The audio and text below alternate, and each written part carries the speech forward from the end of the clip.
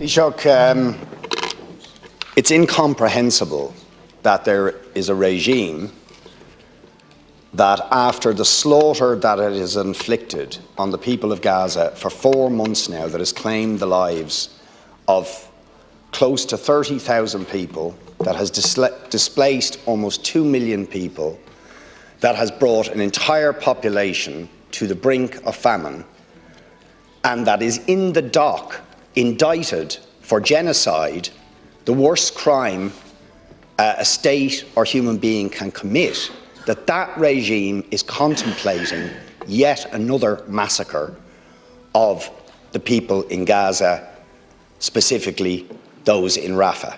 More than 1 million people cowering under tents and amid rubble and amid the bodies of the slaughtered and the maimed, and the Israeli regime is planning to do it again. Now, I ask you, what kind of regime is capable of that atrocity?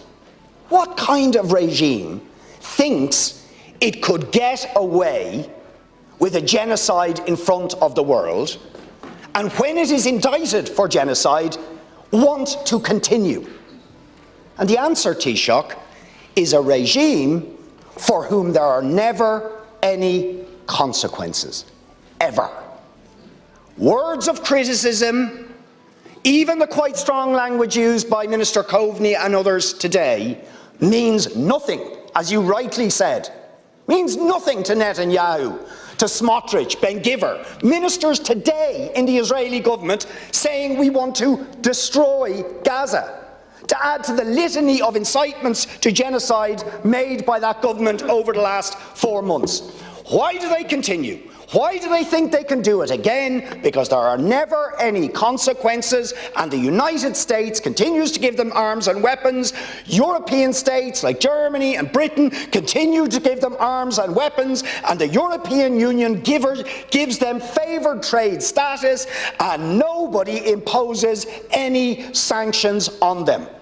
One of the proudest things this country can be proud of is what the Dunnes Stores workers did in the mid-1980s by going on strike for 2 years, forcing Ireland to be the first country in the world to impose comprehensive sanctions on apartheid South Africa, which began a domino effect that led to the dismantling of the apartheid regime. Of course, guess who held out till the bitter end to defend that obnoxious regime? The United States and Britain.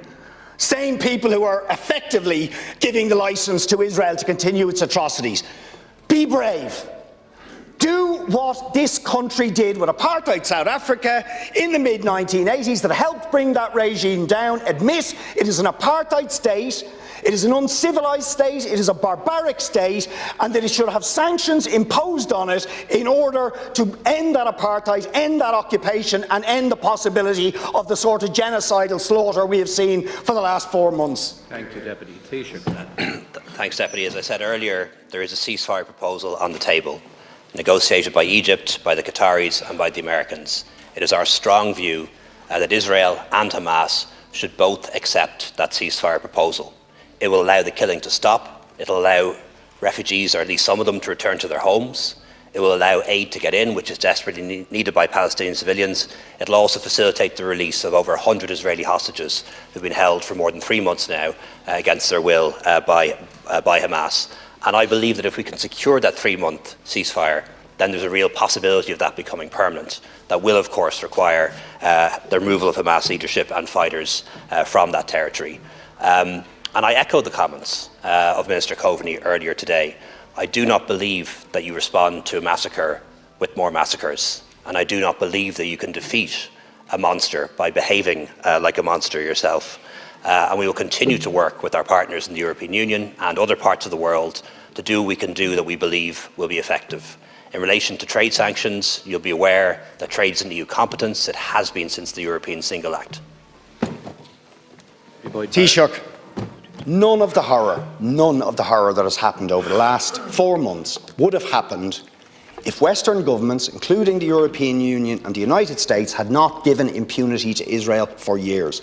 Long before the current horrific escalation of violence Israel was indicted for war crimes and crimes against humanity, for its occupation, for its apartheid, for its ethnic cleansing, going on for decades.